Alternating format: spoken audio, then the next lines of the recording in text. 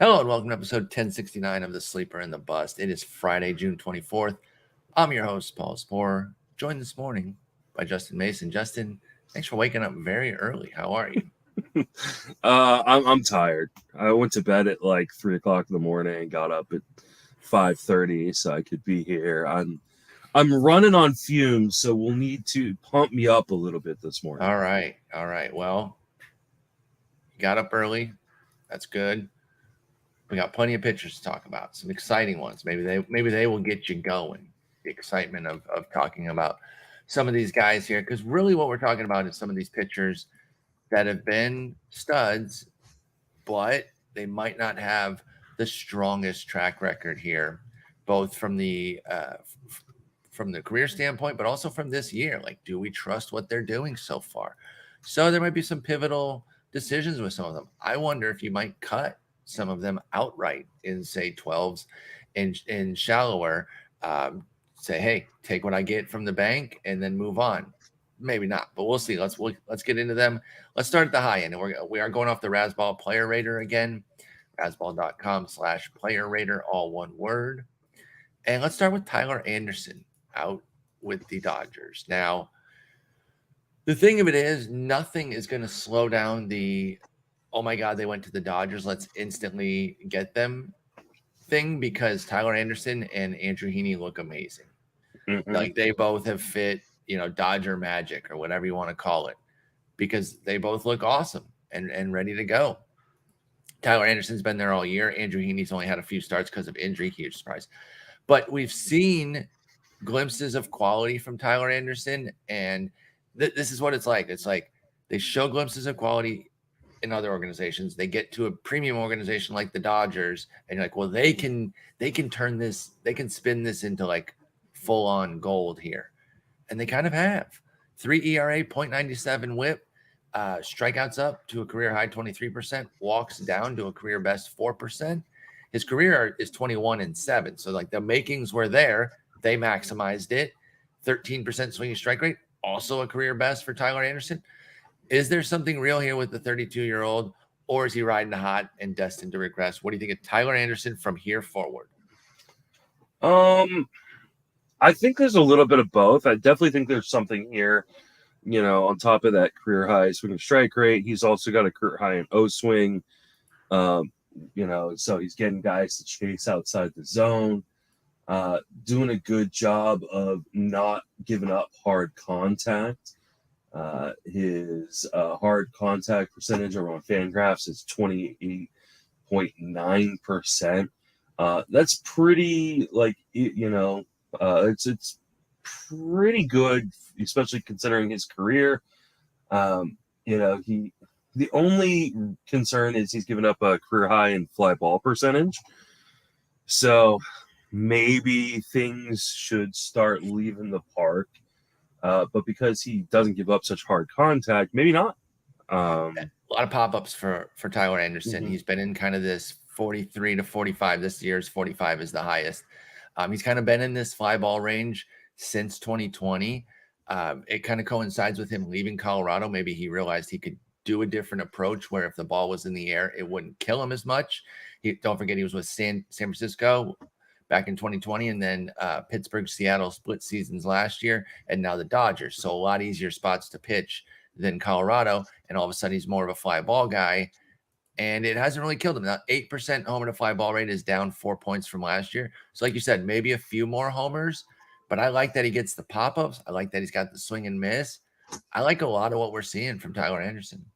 Yeah, I do too. And I think as long as he's healthy, they're going to have to ride him. I mean, they're, already down Walker Buehler.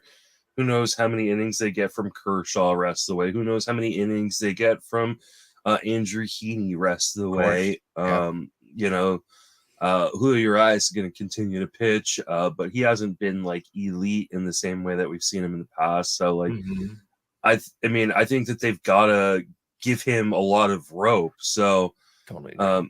And even without Mookie right now, like they're still one of the best offenses in baseball. So, he's at worst he's going to get you wins. They're going to rely upon him because they don't want to overtax the bullpen. So, Yeah, Yeah, I mean, I like Tyler Anderson. I don't think this is one of those situations where you should be jumping off, the bandwagon.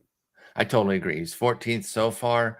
I don't think he's going to finish 14th, but he doesn't have to be a major net value. I Hmm. will say the immediate future is a little rough. He gets at Colorado and home to the Padres next week. Are you taking that with Tyler Anderson, given how good he's been so far this year? Would you start that in a 15-team mixed league? That's really tough because some people are like, oh, you're going to be like, oh well, Colorado. I know it's at Colorado, but they haven't been great. The Padres have been really, really good against left-handed pitching That's been their uh, strength. this year, and it looks like Machado is going to be back here. I think I would skip on that. Like I think I would skip and not cut. You know how I yeah, always oh yeah, talk for sure. You about, gotta hold. You gotta hold. Yeah, yeah. I always say how about, if you can't start him in a two-step, you might have to cut him, and you really should consider it. I think I go through the process and think, okay, I should be able to still hold him though. I would not cut Tyler Anderson if I'm not using him here, but this is a really difficult two-step that even for someone pitching as well as he is, I just think you're asking for some trouble there with at Colorado and home to the Padres. So I too would pass on the Tyler Anderson two-step next week, but not cut. Let's yeah. go just down a couple ranks from that at 16th. Kyle Wright has been one of the big breakouts of the year so far. And I think a lot of people believe in it because we expected him to be good, right?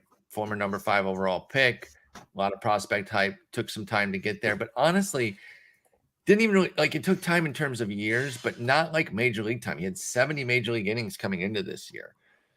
We really didn't know what we had with Kyle Wright. He comes in this year looking a lot more refined, velo up, missing bats like crazy, 27% strikeout rate, 12% swinging strike. Walk rate was always a problem in that 70 inning sample. 15% walk rate, down to 8% this year. Everything's clicking. He's not quite as good as he was in April, but of course that's because he was running as hot as you can be in April. He's been pretty good since. Is Kyle Wright somebody that holds up the whole year as a full-scale breakout? Do you believe that come the end of the year, he will be one of the bigger breakouts of the season? I think the main question with him is not skills. I think the main question is, does he tire out at some point? I think the Braves are in a similar situation to the Dodgers, where like they've got this really good team, but they don't have a crap ton of depth, especially Yeah. in the rotation. And so I think they need him. He had a buck To, 43 last year. oh, okay. 137 at AAA. So I think he should be ready to go for Kyle Wright. Yeah, he should be. I'm gonna say he's gonna be good then because, you look at even like the last few starts, and he hasn't been as good, but like the underlying skills like aren't bad. Like he just kind of got a little bit unlucky, maybe a little bit BABIP. Or like a bad inning here and there too, but he survives. Like I think it's our natural inclination as a fantasy community to wait for the bottom to drop out on breakouts. And so you start to see a little something and like, oh boy, here it comes. And we just kind of go instantly to the fatalistic notion. I think people have a few times tried to say like, oh, this is the unraveling for Kyle Wright. And it hasn't been. He had the 6 earned against Boston back in May. He bounced back from that brilliantly. Now he's had 21 hits in the last 2 games at the Cubs and home to the Giants. But he's kind of survived those starts. Now, 9 earned in 11 He, and 2/3 is not great, but I feel like he hasn't been crushed in those starts and still has 12 strikeouts and 2 walks in those he, 11 and 3rd innings. he also had a 550 BABIP in the Cubs start and That's slightly high. a 529 BABIP against the Giants. I mean, this is what happens when you get so many ground balls, that sometimes they're going to find the hole. Yep. But like they didn't kill him. And in the Giants game, he was pitching really well, and then kind of, right at the end of his start, got a little hazy there. Yeah. That was yesterday, right? Yeah, he was pitching so well. And then I looked up, and then all of a sudden, all these hits, and it was up to 5 1/3, 4 runs, and he was out. But he kind of lost it there in the middle, which happens. But I mean, here's something I really like. Since May 15th, he has not had a start in which he allowed more than one barrel. Ooh, that's really nice. That's a So, good like, stat because he's allowed 42 hits in those 49 innings. You'd be like, oh, he's been getting hit up a bit. No, not yeah. really. And in his last 4 starts, he has not allowed an exit velocity above or to 110. So, It's like, fantastic. he's not letting people barrel him up. He's not letting like these max velos like get up super high. And he gets a lot of ground balls. He's got a pretty good defense behind him. Like, I think he's gonna be fine. Like, yeah, I don't think like if someone's trying to sell high right now, I'll buy high. Like, I'll Mhm. pay what the market value is on him right now. Yeah, I would too with Cal Wright. I think he's going to beat the projections that are out there, particularly on the whip, which are still kind of influenced heavily by the 70 innings coming into this year. They've got basically low 130s for the whip projection. I definitely think he can beat that. And I think he can beat the ERA too, which is the best one is 392 from Steamer, and most of them are low Mm-hmm. fours. I'm in on this breakout here. I see a lot that I like, and it's not just he was supposed to do this, but there is some of that too. It's like, okay, this was the guy that we thought he could be. Lots to like with the team supporting him, the 53% ground ball, the swing and miss, the improved command and control. I don't see anything not to like here with Cal Wright. I'm definitely buying in, and I think he can be a mid threes ERA and uh, like a sub 120 whip. Damn near close to what he's been so far at 318 and 116 for Cal Wright. Yeah. All right, let's move on to our next guy. We've got Nick Pivetta at 20. Now, we've kicked this football a few times or tried to and wound up on our backs. Is Lucy leaving the ball there this year? Nick Pivetta has been quite good. 331 ERA, 109 whip, 25% K rate. Walk rate isn't really much different than normal, 9%. Not a huge swinging strike rate either at 10%. So he's maximizing what he is getting there with that 25% K rate. But home run rate cut down big time, 0.9. It's a career best, 8% homer to fly ball rate. Is this just a hot homer to fly ball rate? Or is Nick Pivetta doing stuff here to earn these suppressed home runs and thus can be one of this year's breakouts? What say you about our fun Canadian starter for the Red Sox? Oh man, this feels like there's gonna be a blow up coming. Um, and it's so hard because pitching in the AL East, you have so many opportunities to get blown the fuck up, right? Like, and he's gonna have 2 of his next 3 starts are against Toronto and the Yankees. So like, would you start him at Toronto? It's hard not to when he's been putting up the numbers that he Exactly. has, Exactly. but he still gives up a fair amount of fly balls. He still gives up a decent amount of hard contact. And he's been walking guys like crazy as of late.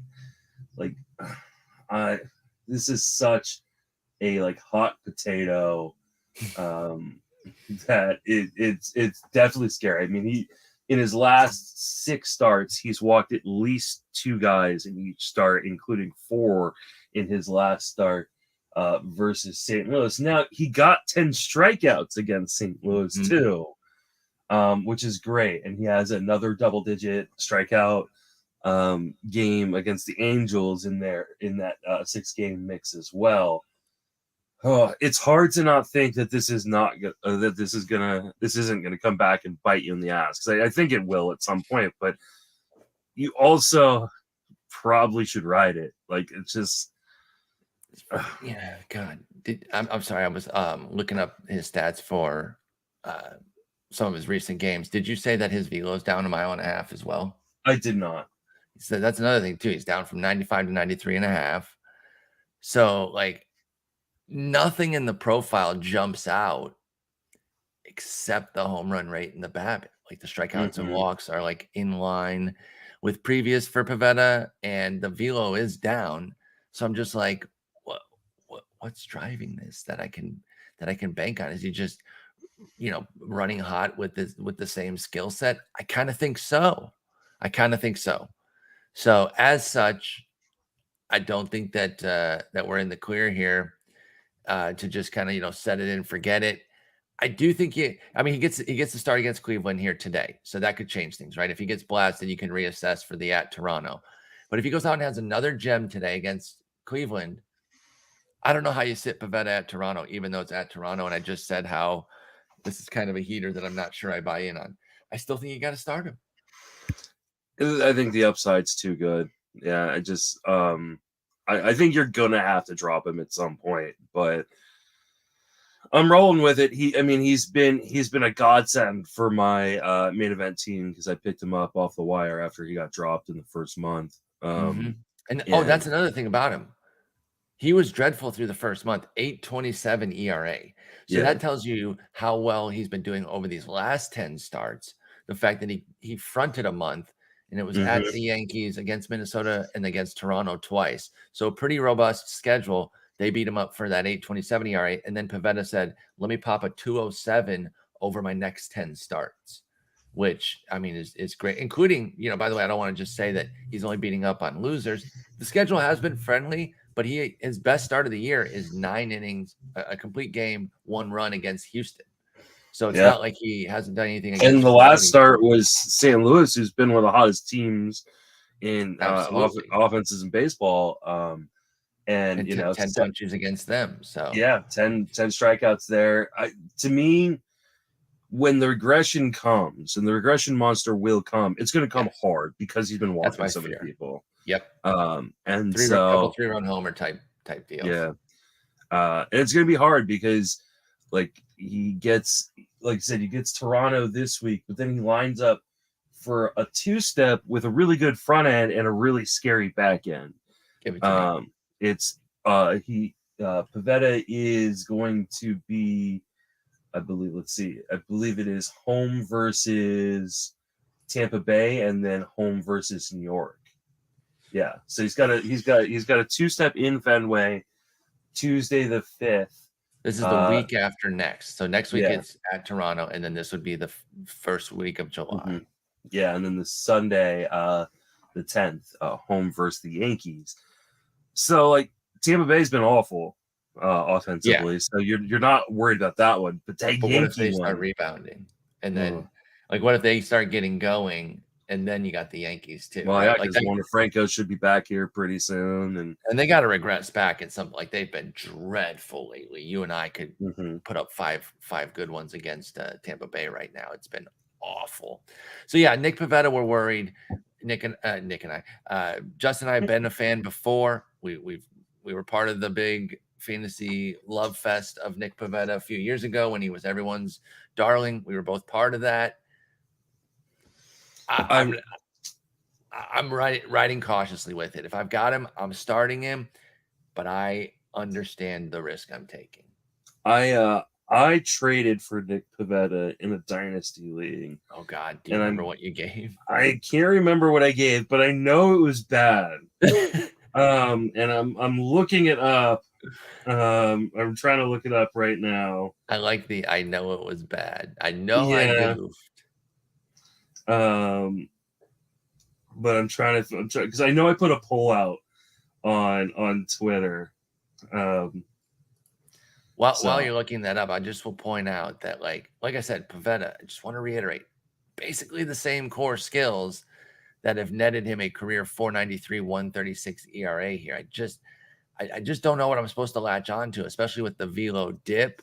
I don't see much of an arsenal change. He is throwing fewer sliders, kind of pumping it into his curveball, but who gives a shit? I don't know that 4-point change is really driving anything. So I guess that's my biggest issue is I can't figure out what's going on. Like the fastball, from a pitch value standpoint, it's the fastball has been driving everything. So maybe he's got fastball command, but then why has he still got a 9% walk rate?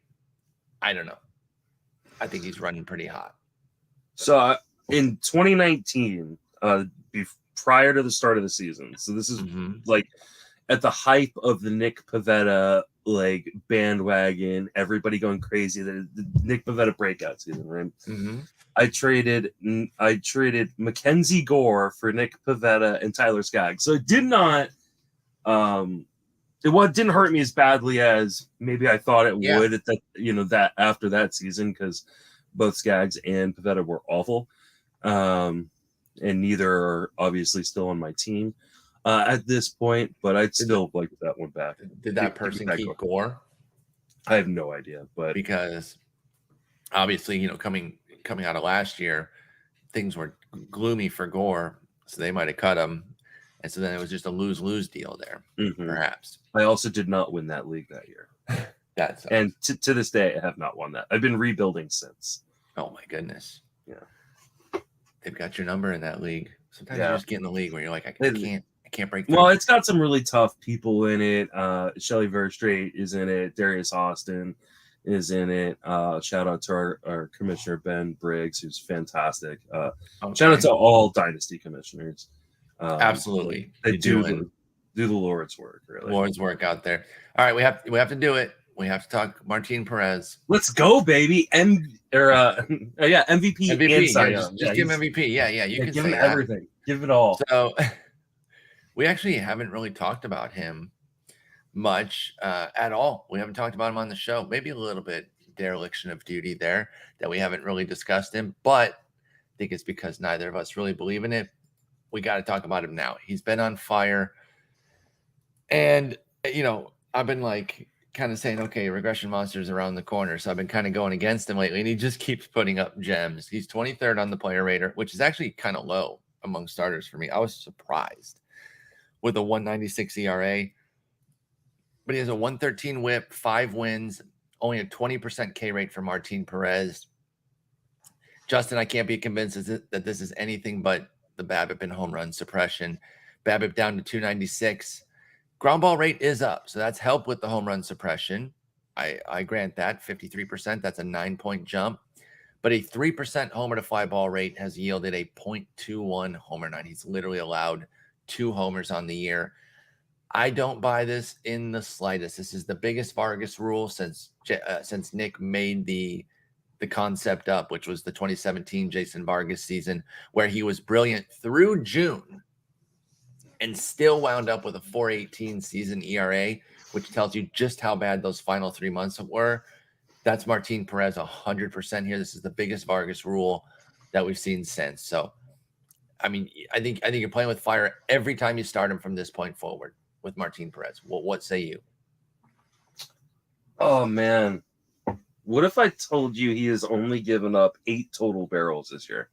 I mean, that's great. 3% barrel percentage. That's wonderful. Like, he is doing some things. Okay, let me step back a moment. I like to talk about the differences between lucky and unsustainable. Yes. Okay. Because this is going. I'm going to let you finish here in a second. I just think he's been both, and I don't want to just say it's luck. I think he's done some things that have been positive for Martin Perez to contribute to what he's doing. I don't think you can just stone cold fluke this. Like, he is doing some things well. It is unsustainable, though. I just don't see how it sustains with the level of contact that he allows, the skills that he has, the history that's there. I don't buy it. So I think there is some luck. I don't want to just say it's been luck, though. I just think it's unsustainable, which is different. I give him credit for what he's done. No shot he can keep it going all year, as far as I'm concerned with Martin Perez. But is the difference between him and Tyler Anderson the fact that Tyler Anderson pitches for the Dodgers? No, he's got actual skills. Tyler Anderson can miss bats. Yes, this is true. Martin Perez has got some skills, though. Like, he has some skills to be a major league mid-tier pitch. Like, yes, he is a innings-eating number 4 that a lot of teams would value. That's why Martin Perez is probably going to be around for another 5, 6, 7 years if his body holds up. Totally agree with that. I'm talking about pure like fantasy value to bank on as a top whatever guy in your rotation, a top 4 guy, someone you're kind of starting consistently. He does not have skills for that. Nothing's really changed in his skill set. Like, the walk rate's down a point. The strikeout rate's up a point. No tangible difference in swinging strike rate. It's all the home run suppression, which, as you suggest, he's played some role in with his contact management. But is it enough for you to think that Martin Perez, like, what? Don't just give me his season line from or his ERA from here forward. What is it? What do you think his season ERA is? So like, what does he finish at? Yeah. Or maybe, or if it's easier for you to say what he is from here forward, I guess you can do that too, whichever one you want. I think he is probably going to be like 3-6 The rest of the kind of way? Or that's pitcher. where his season is going to end? No, I think that's where he pitches rest of the way. Oh, wow. That's huge. Maybe a little higher, maybe closer to 4, but like, yeah, He's a he 5 ERA guy for the rest of the year. really. Yes. Okay, so let's make a little board bet. I'll have to write this down. So I will say that he has an under 4.20 ERA for the mean. Oh, definitely take the rest of the way. Okay, all right. Yeah. So put this in my calendar from June 24th on. Martin Perez ERA, and then we'll say over under 4.20.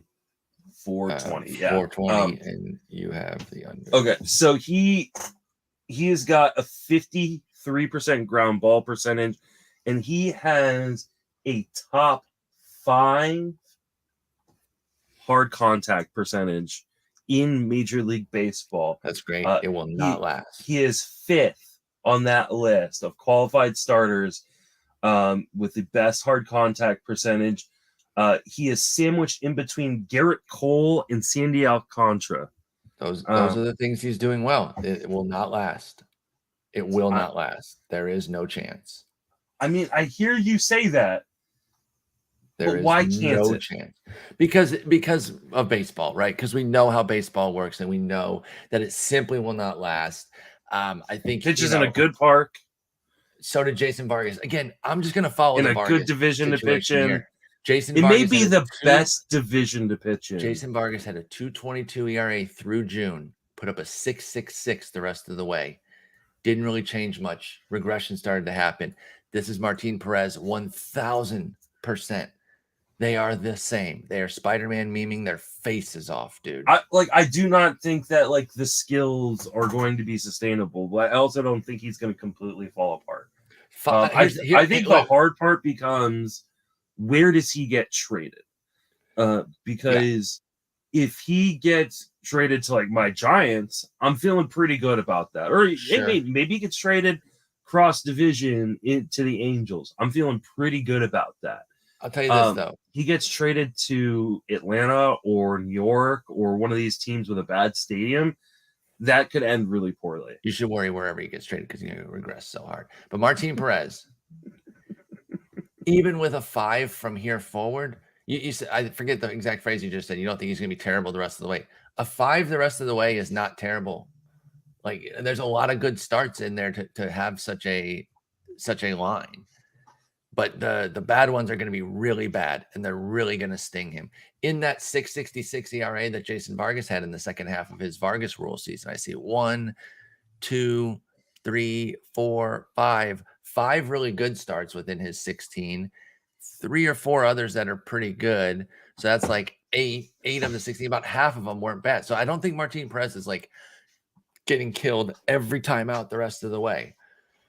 But the lows are going to be really low. Some 6-7 earned run outings in there, and I'm surprised that you're falling for this. No, he's what you know what he's doing?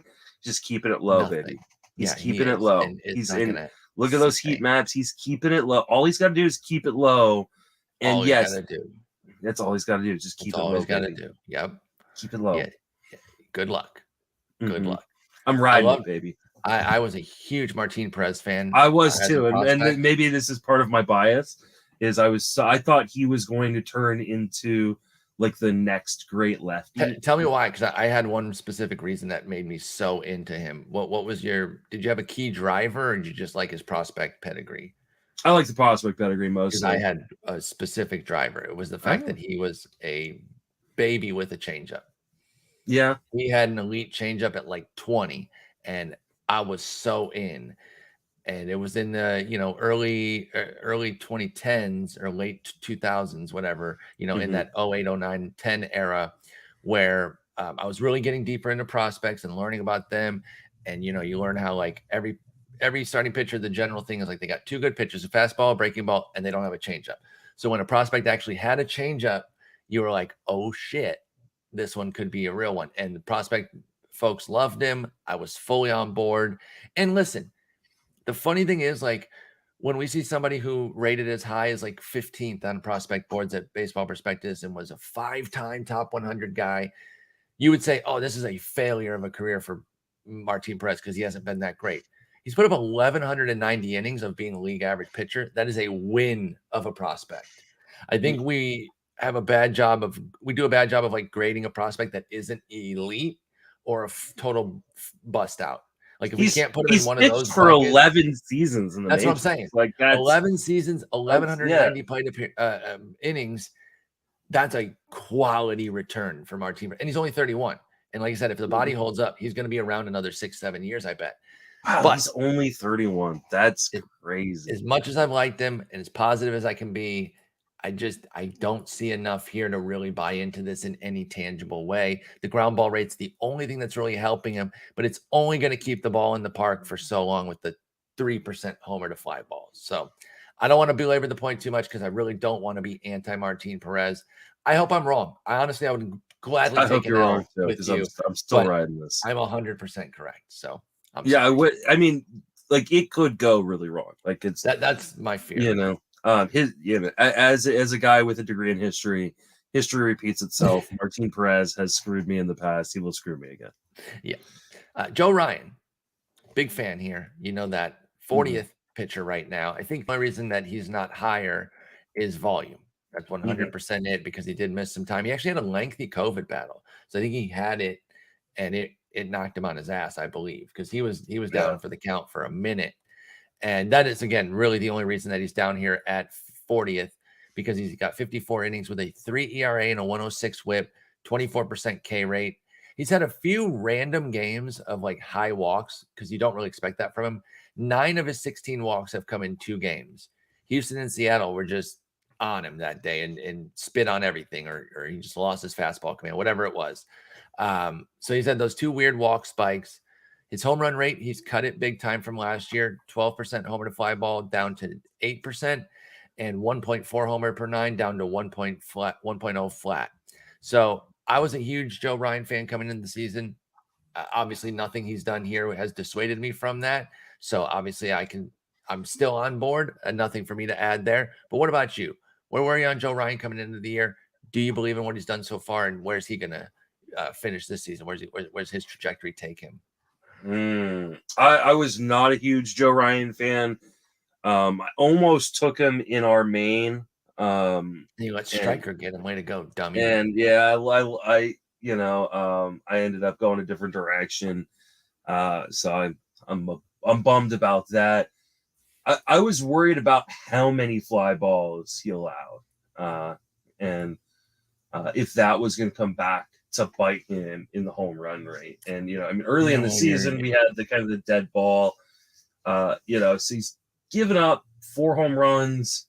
4 of his 6 home runs have come in his last 4 starts. So we're starting to see a little bit of the regression in the home run department, but it's not like he gives up a crap ton of hard contact either. He does actually a pretty good job of limiting that hard contact. So, and doesn't walk guys. So when he does give up homers, Joe Ryan, they're rarely multi home run killers. Yeah.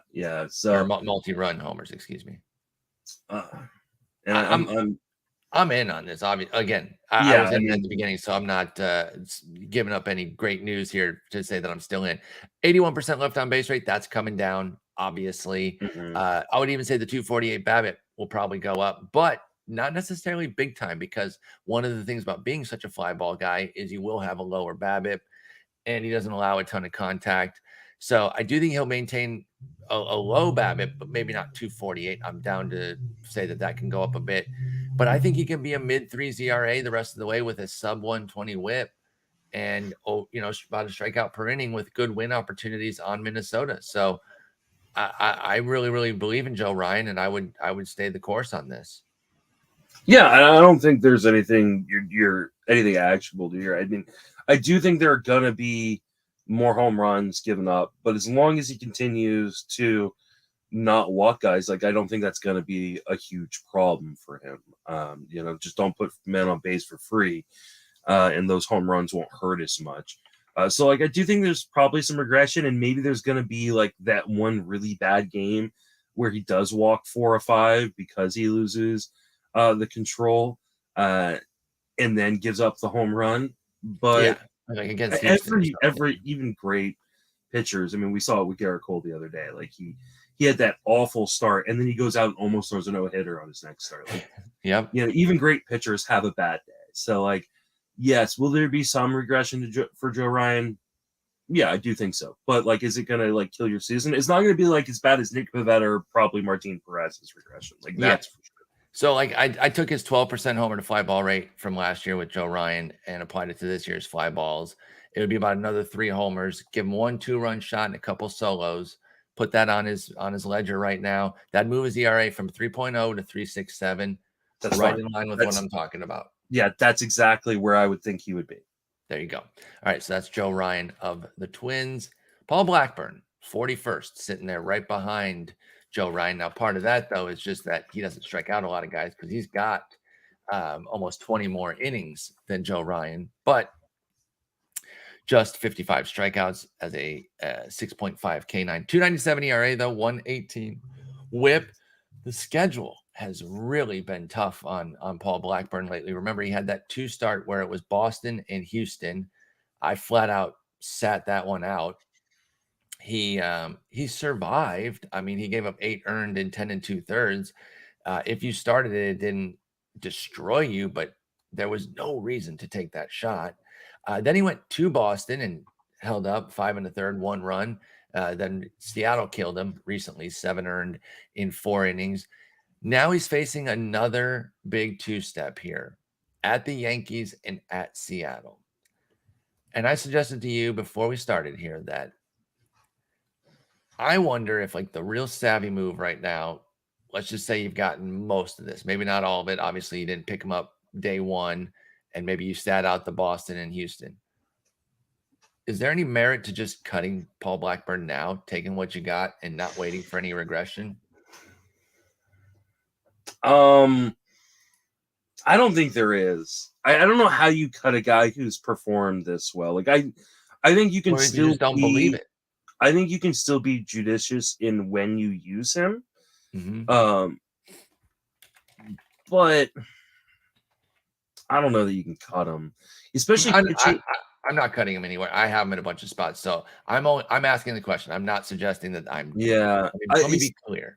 If he pitched in a different division in a different home park, like I would say, that would be more entertainable. But you're talking about a guy who gets a ton of ground balls, pitches in probably the best pitching park in baseball in a division with 3 other. I say other because of course his team is a bottom feeder team, but like did you see that Angels lineup they ran out the other night when they gave Trout the day off? Yep. They had Luis Rengifo batting 3rd and Matt Duffy batting 4th, and that's the 2nd best offense in that division. That's their cleanup hitter, baby. That's don't sleep on their cleanup hitter. Guy. Unreal. Who do you think you are? So, is there regression coming? Absolutely. All of the ERA indicators say that he's going to regress. His SIERA is over 4. His xERA is 3.80. Yes, he's going to regress. He gives up a lot of hard. When he gives up a hit, it's usually hard contact. Now, here's the thing: he induces a lot of weak contact that goes into outs, and that's why he's been successful. So, this is where you're the key driver for Paul Blackburn. This is why you see like the discrepancy between like his Fangraphs hard contact percentage and his Statcast hard hit percentage, because the hits are flying, but he gets a lot of kind of weaker contact off the bat that results in out. So, 11-point dip in hard hit rate from 51 to 40 this year on Statcast. Basically, halved his barrel rate from 9% to 4.7. So he's getting so many ground balls that it's not flying high enough in the air to qualify as a barrel. Okay, what about this then? You wouldn't do it in 15. What about 12? No. Even in a 12, he's at worst a team streamer. Okay. Like, am I starting him against Houston next or week, the I don't want to. Yankees? What was the two-step? It was Seattle and who? At the Yankees at Seattle. I'm not starting anybody. Well, I'm not. That's not true. I'm not starting a lot of guys versus the Yankees. Yeah, Like, try not to start anybody. Yeah, I'm with you on that. I know you were going to say not starting anybody, but we don't always have that luxury to say that definitively. But for the most part, I'm trying not to start anybody. But all I'm saying is, like, this is the second two-step that I'm definitely sitting Paul Blackburn for.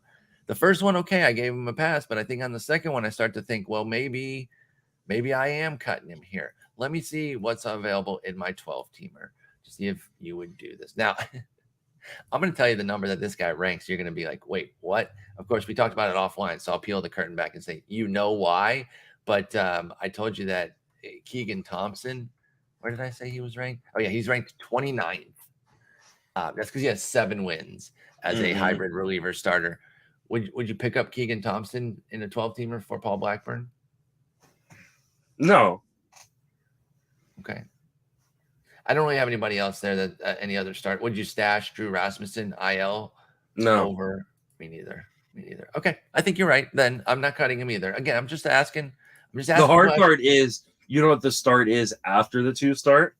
Fucking Boston or some shit. Or Houston.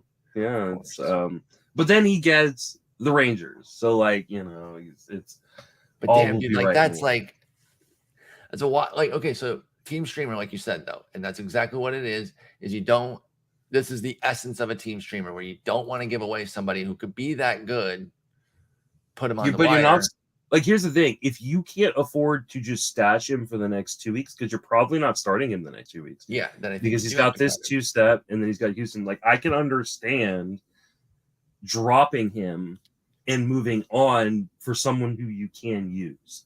So if you're in, like, a daily moves lineup and you need to be rotating those pitchers in and out in order to keep up, that's where you would make the Blackburn move preemptively. That's where I think you can make it. You know, it's like, for instance, like, I dropped Madison Bumgarner in a few 15-team leagues this last week. And it wasn't because I don't like him, but it was his next 3 starts over the next 2 weeks were unusable. Like, he had an at the Rockies and a Dodgers, and I can't remember. Cutting to the chase. You're like, I was like, well, I can't use him the next 2 weeks, so I'm gonna let him go and then hope that I get him back. Because you also have to remember, like, rotations are gonna reset after the All-Star break. True. And so it's really hard. Like, you should really, with these kind of fringe rosterable guys, you should really be looking at their next 3 starts and going, are these guys usable?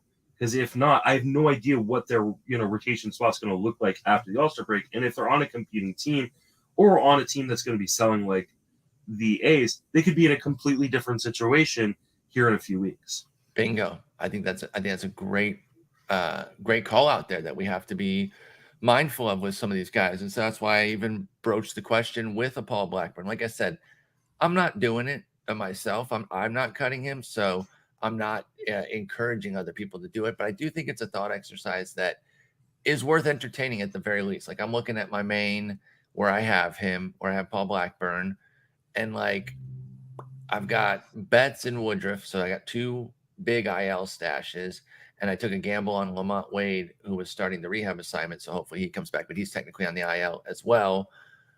And I'm like, maybe I could do it. But I also have Michael Fulmer, who I could cut. And frankly, I think I have to cut Giovanni Gallegos. So I've got 2 other guys I could cut before him is the only reason I'm bringing that up. I can't wait for the All-Star break and we start reviewing our predictions from earlier this year, because we're going to talk about when you and I argued about Raciel Iglesias and Giovanni Gallegos. We are. I'm going to victory lap the hell out of that. You are? Aren't I? Are you? Am I? Is Raciel Iglesias that good? He's still closing. That's the only thing he's got going for him. 3.91 ERA. Good whip, too, though. But he's a home run machine.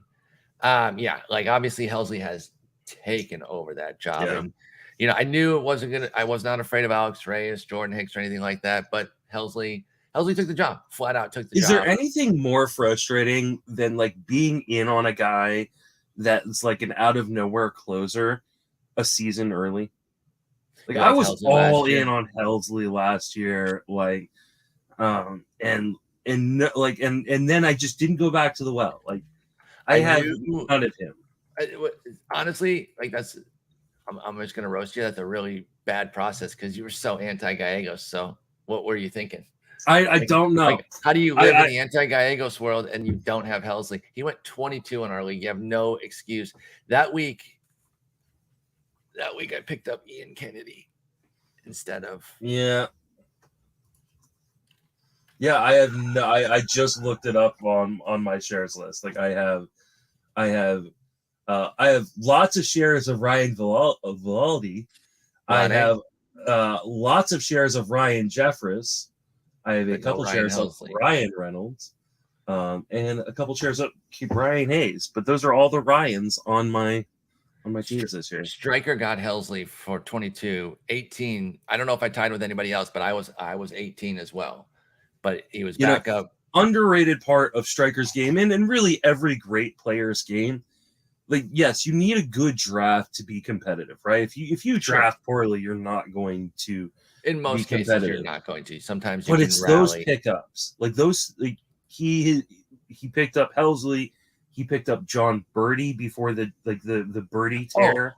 Yeah, it's Like, always the small pickups. mhm. It really is. It's rarely the ones, the eye-popping one that comes up that everyone's crazy. You know, if I end up doing something good in this league, you guys will go back to my Kyle Wright $1 before the season Yeah, starts and be like, oh my God, that was huge. Right. It's always those ones and more so than yes, the big dog. because he drafted so well, he had he had an understanding of like exactly where his weaknesses were. So like he didn't have to like go after Nolan Gorman in the way that I did because I needed power because he's got plenty of power. And so he's like, okay, I just need to tech stolen bases. Who are the guys going to be stolen bases? John Birdie's the guy who always goes on a hot streak. Let me grab him for $3 or whatever he grabbed him for. Oh, I need a few saves. Oh, spec on Ryan Helsley, right? It just I knew it when it went through too. That week I was like, and I think I'm he's gonna regret that so one. humble and nice and John Birdie, $13 back on 529 for striker, aka Scott Jenstead, who's leading our league and in heavy contention. He's in both of your leagues, so you're getting a double dip of striker. You're getting struck left and right. Yeah, He also got Gabriel Moreno for $13, which is crazy. On 612. Why was that so cheap? I guess nobody else needed a catcher. I didn't need a catcher, so that's why. But Grandal now I was do. not on the IL yet. I do too. Exactly. So tell me how stupid I am. The answer is very. I understand, but I've been riding Grandal instead of picking up fucking random garbage. Yeah, that's dumb. Really though?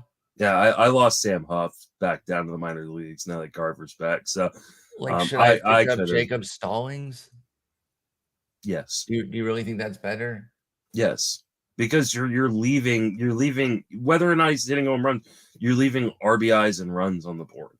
2 RBIs or 3 RBIs and 2 runs. Not very I know many everything RBIs and matters. runs. I know everything matters. But and how much would the batting average hurt me? That's a fair point. That's why like in a lot of leagues I picked up Jose Trevino. I was going to say Trevino is because now available in our league. Didn't mean to cut you off, but yeah, he's available in our league. I'm probably going to look to get him this week. I will be too. So but can't wait to battle over Jose Trevino. Yeah. How many single or how big of a single digit bid are you putting in? Exactly. Who's single digit? 1 through 9. Where are we going to land? Because I can tell you if you want to go 10, hey, he's yours. I don't mind giving away that trade secret. I don't know that I can afford to go 10. That's exactly why I'm saying if you want to do that, feel free to expend that kind of money. So anyway, honestly, it's probably not been hurting you as bad as other guys. I would be actively hurting you. I almost never advocate a 0, and I didn't really like to do it, but I looked at the options the last 2 weeks, and they were nothing, Justin. So I was just like, I'm gonna, and I know it's bad. I know it is because I could lose by 2 ribbies or 1 run or whatever, and I know that every little incremental matters. I lost out on the money in my main in 2020 because of 1 hit. Like Eugenio Suarez, second last at bat of the season. There was the only game going. Got a hit. and Dusty Wagner jumped above me and cashed, and I didn't. That's Like, pain. so That's like, two, I two of mean, my besties right as there. I much don't as know who like to cheer for. you don't want to beat yourself up like when you make you make a mistake and have to take a 0 or things like that. These leagues do come down to Absolutely. every once in a while come down to like this one start, this one hit, and for me, like I started someone over Robbie Grossman, and Robbie Grossman stole 4 bases in the last week of the season or something like that. I can't remember Oh, exactly what it Lord, was, but that's brutal. Here's what and I'll that's say. what cost me. If I had started Jacob Stallings, I probably would have. I'd be tied with you in runs at 450. However, the 150 average that he had would have cost me at least 1 point, maybe 2. So I think I'm like right there. I agree. Don't give away stats. I agree. We preach that all the time. I almost never would take a 0, but I thought that these guys were more painful than they were help. And now a few of the guys have been cut in the recent weeks. So that's why I think this week I will find somebody. If you outbid me for Jose Trevino, there's a few other catchers that were cut. So hopefully we can get somebody because, he was one of the ones cut this week. So we're both Colorado guys, Servin and Elias Diaz. If any 3 of those had been available before, Trevino, Servin, or Diaz, I would have had them. But there was nothing even to their caliber that was Yeah. available. So that's kind of where I'm at. But anyway, that was a Paul Blackburn tangent that took us a lot of different spots. Josiah Gray, 53rd. A little bit of a different player here, right, than the Paul Blackburn. In fact, than a lot of these guys, this is more of a dominant, like, holy crap, we know he can be kind of a god, but he does have that one thing holding him back, which is an extreme home run rate. We've been talking about some of these other guys who've been having home run suppression, good luck that's kind of driving their success. He succeeds in spite of his home run rate. 3.95 ERA, 126 WHIP, 1.8 homer 9, but 73 strikeouts in 68 innings. And Josiah Gray is on fire of late with 4 straight good ones, yielding a .82 ERA and 22 strikeouts in 22 innings, but also 11 walks. So we know the issues with Gray, but what can we expect the rest of the year? More volatility, depending on the home runs, or is he turning a corner with just 2 homers allowed in these last 4? Oh, After 12 in his first 9, by the way, I should say, with Josiah. I mean, I don't think he's turning a corner yet. Like that's I agree. I mean, he's agree. still, putting the ball in the air like 50% of the time. So like I don't think that is like I don't think it's like all of a sudden, hey, like yeah, the walks could still be an issue, but at least not giving up home runs. I think that is likely due to a little bit of luck. I mean, against Philadelphia, he gave up 47% fly balls, and did not give up a home run. And then the other 3 of those 4 starts were home versus Miami, at Miami, at Cincinnati, and home versus Colorado. Like, yeah, I think he's just getting a little bit lucky, and that's what's helping. Like, I love the skills on the dude. Like, if he ever figures out how to command and control his stuff, like, I think he could legitimately be a top tier pitcher in baseball. He's not there yet. And so I think enjoy the hot streak, and I have been like in Tout Wars, where I've got him, but like know that the blowups are going to return. Like he's still this guy who, when he cannot locate within the zone, he's going to give up some hard contact out of the park. So love the skills and the potential. I love the idea of Josiah Gray.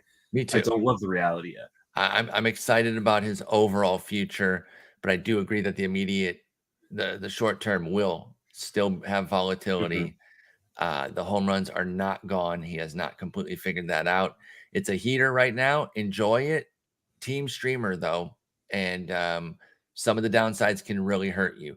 The tough part about a home run guy like this, especially one with a walk issue like Josiah Gray, is that he can undo all 4 of these good starts with one bad one. Like this weekend, he could give it all back at Texas randomly and just get totally got. So I hope he doesn't. And I wish he was facing John Gray, by the way. 2 J Grays that would have been fun. That would have been great. Yeah.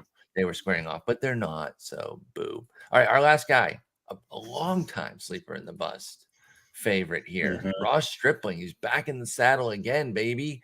Filling in for Hyun-Jin Ryu on a long-term basis. and looking good on the season.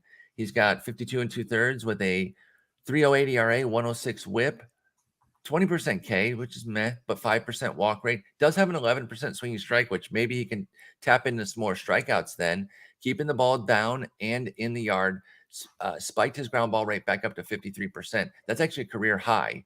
When he first started going with the Dodgers, he was a ground ball guy.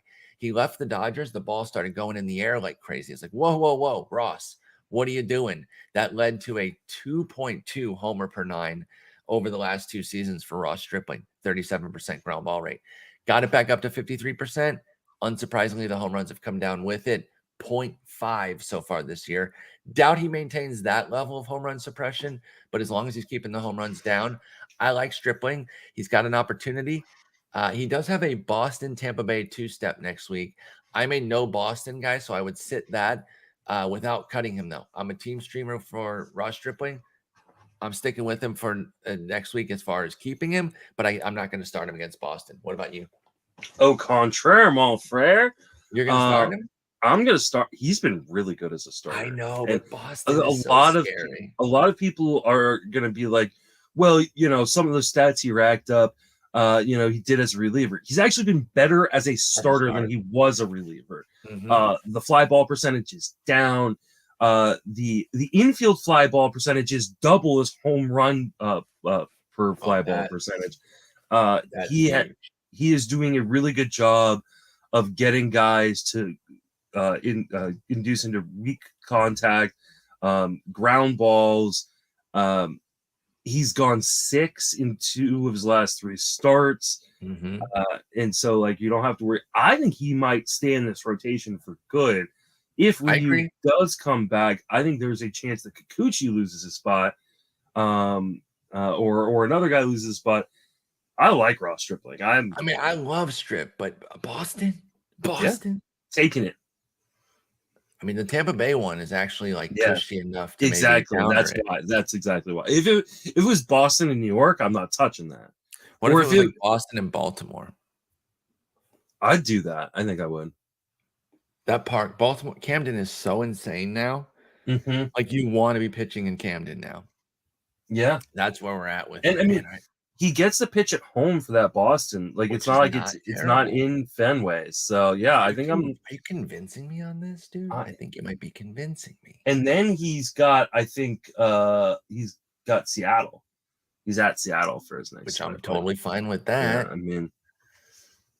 Justin, are you convincing me right now to use Strip and Dip in? I don't have Stripling anywhere, but I do. So I actually am making. Hey, remind me. I will use Ross Stripling in DFS, though I really shouldn't because I'm killing it in Tout Wars. Hey, maybe I've got 100-point lead right now on second place in the Tout Wars daily. You've been doing well in just your own personal DraftKings. Yeah. Although you had a funny moment the other day where you were off to a fantastic start. You were like, "Oh, no joke!" It was like a 3K. I was up 3K after the first. And you were working it. You were dancing. I showed it off to my wife. I was all like, "I'm gonna take you out to dinner wherever you want." Baby. And by the end of the day, I won $5 in total. And what did you tell her? It's you can pick out anything you want to talk about. Only one thing, because only any single thing you want. Yeah, but you can have any single thing.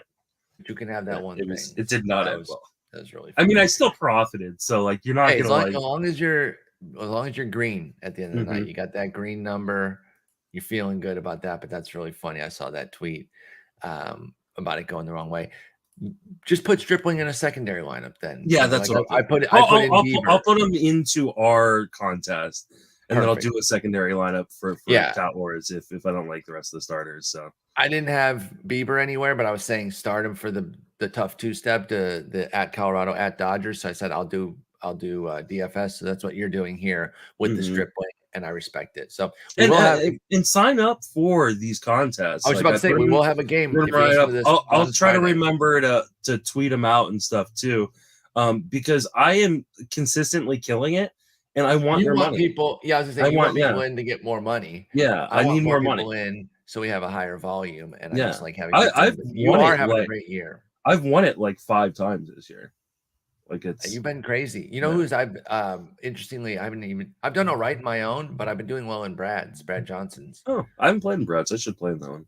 Do you not get the automatic invite? I do, but I haven't It's been so easy to accepted. just I just hit that little bell in the upper He right. doesn't like I don't play every day necessarily. So like, he does it on a lot of days that I don't play, unfortunately.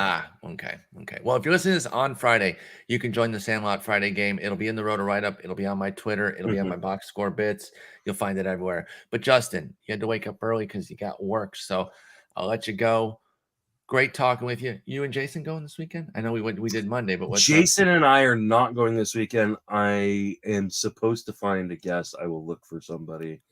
Gotcha. 2 weekends off, right? Because then something else the weekend after. Am I wrong on that one? A 4th of July, I'll be gone. That's right. So we'll have an episode on Tuesday, and then I leave for vacation. So you'll have to And find. I will take care of that. Also, this episode will include the second installment of Ben Clemens Investigates. I'm going to send the clip over to Ooh. Justin. Ben Clemens Investigates Alejandro Kirk. So that will be Ooh. coming up right after this. So stay tuned. He So you won me don't some miss. money in DFS the other day. Oh my God, he's been unreal. Mm-hmm. But you don't want to miss the BCI. So stay tuned for that as well. But Justin, great talking with you. I hope you have a wonderful weekend. Take it easy.